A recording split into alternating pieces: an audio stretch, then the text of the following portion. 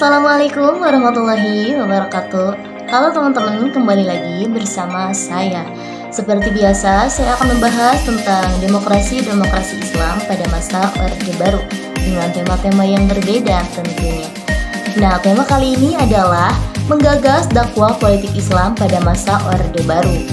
Untuk teman-teman yang ingin lebih mengetahui atau memperdalam tentang demokrasi politik Islam pada masa Orde Baru, kalian tetap pantau channel saya karena saya akan membahas memperdalam tentang demokrasi politik Islam Orde Baru. Selamat menonton. Politik Islam memerlukan pemahaman yang lebih mendalam tentang sosial dan politik, karena pada masa itu Orde Baru sangatlah terkenal dengan pengawasan yang sangat ketat terhadap politik Islam yang bisa menyaingi kekuasaan Orde Baru. Oleh karenanya, Islam mengapa harus memperdalam pemahaman strategis serta pendekatan yang teknis. Gerakan politik Islam tidak bisa bergerak tersusun dan teratur secara terang-terangan, namun harus mengadopsi strategis yang menunjukkan kemampuan sikap untuk menghindari menyinggung orang lain atau menyakiti perasaan mereka, terutama dalam situasi yang penting.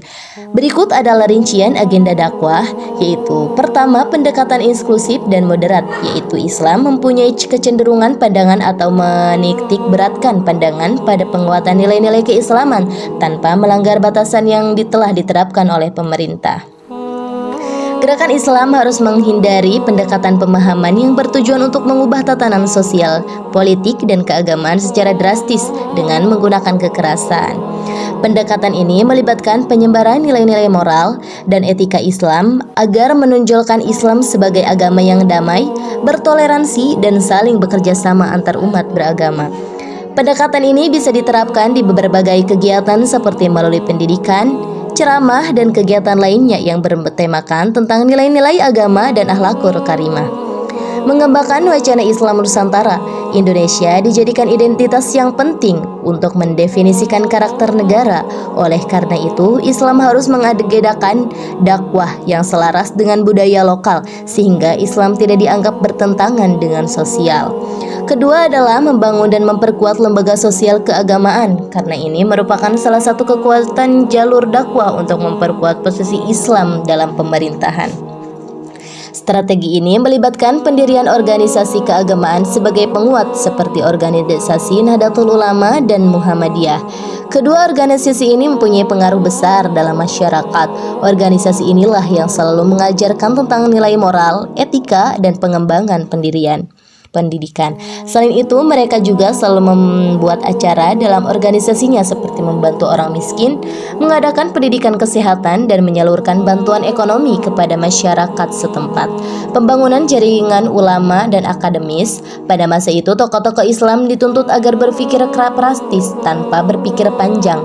Oleh karenanya, para tokoh-tokoh melakukan dakwah melalui jaringan akademis. Mereka memperkenalkan Islam yang berkaitan selaras dan bersangkutan paut dengan hal lain.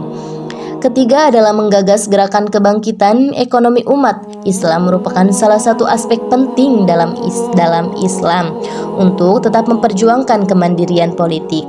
Nah, beberapa hal yang dilakukan yaitu pemberdayaan ekonomi syariah, gerakan dakwah yang memfokuskan diri pada pengembangan konsep ekonomi syariah melalui zakat, infak, dan wakaf. Meskipun pada masa Orde Baru rezim selalu mengontrol dengan ketat sektor ekonomi, namun gerakan Islam bisa lolos dari pantauan rezim dan bisa membangun ekonomi umat yang sederhana seperti usaha kecil dan menengah. Pengembangan koperasi berbasis Islam diadakan pendirian koperasi berbasis keislaman agar mereka tidak hanya bergantung pada kekuatan saja tetapi juga kesejahteraan sosial. Agar mereka dapat mengurangi ketergantungan pada sistem ekonomi yang sifatnya ekonominya menekankan pada modal atau kekayaan. Dalam kegiatan ekonomi, menginisiasi bank-bank syariah karena ini adalah salah satu langkah dalam memperjuangkan Islam yang mandiri, meskipun ini sangat ketat dan mempunyai regulasi. Yang keempat adalah mengutamakan pendidikan Islam yang strategis. Dalam pendidikan, sangat penting instrumen dakwah politik Islam, apalagi di era modern Orde Baru yang aktivitas keagamaannya dikontrol dengan ketat. Beberapa strategis dakwah bidang pendidikan yaitu pendirian pesantren modern. Dalam pembelajaran Islam ini, Islam tidak hanya mengajarkan ilmu agama saja, tetapi Islam juga mengajarkan ilmu umum agar mereka yang belajar dengan memanfaatkan pengaturan agama dan sosial secara seimbang ketika menghadapi masyarakat. Pendidikan kader ulama dan pemimpin muslim. Program ini dirancang guna muslim mempunyai tokoh-tokoh yang kuat tidak hanya dalam agama tetapi juga dalam sosial dan budaya. Maka dengan itu dirancanglah cendekiawan muslim. Didirikannya pendidikan untuk anak-anak muda guna agar anak muda muda tahu tentang hak dan kewajiban sebagai warga negara yang berpartisipasi dalam kebijakan politik dan kepemimpinan yang benar. Meskipun politik Islam dibatasi oleh pemerintahan Orde Baru.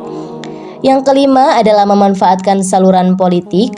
Partai Persatuan Pembangunan atau yang lebih dikenal dengan PPP adalah salah satu yang ikut serta dalam perpolitikan. Maka dengan ini harus ada dakwah dalam partai ini karena ini merupakan wadah perjuangan Islam.